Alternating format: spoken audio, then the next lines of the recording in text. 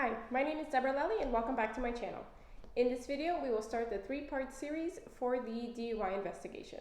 Today's video will cover the initial stop and the 3 phases that officers look for during that initial stop.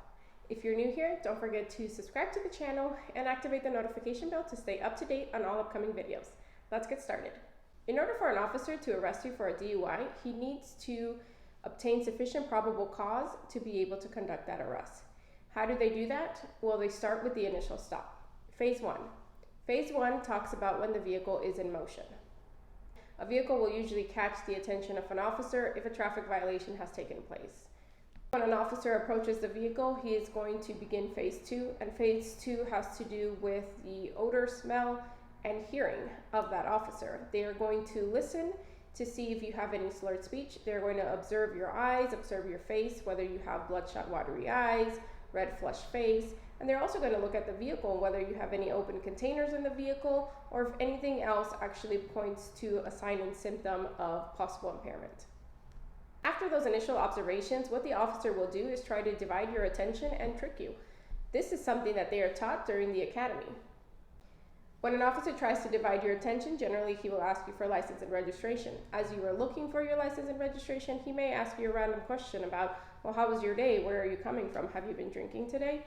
The reason for these questions is to divide your attention and to distract you from what you are doing. After an officer has completed Phase 2, which is having you exit the vehicle, he will move on to Phase 3. Phase 3 covers the field sobriety test and the portable breath test.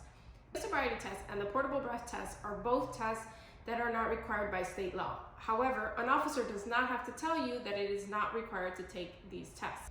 Most of the time, what you are doing is helping an officer build a case against you and give them sufficient probable cause to arrest you for suspicion of DUI.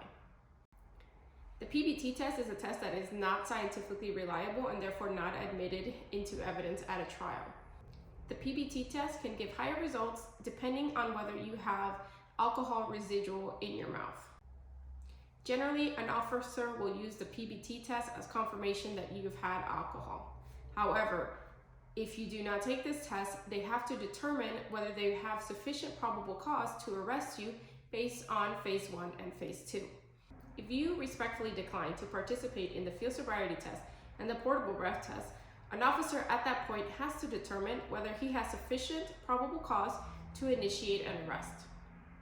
If an officer at that point does not have sufficient probable cause to arrest you for suspicion of driving under the influence, he must let you leave and you are free to go.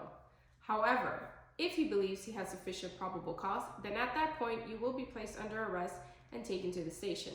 What happens at the station we will talk about in video 2.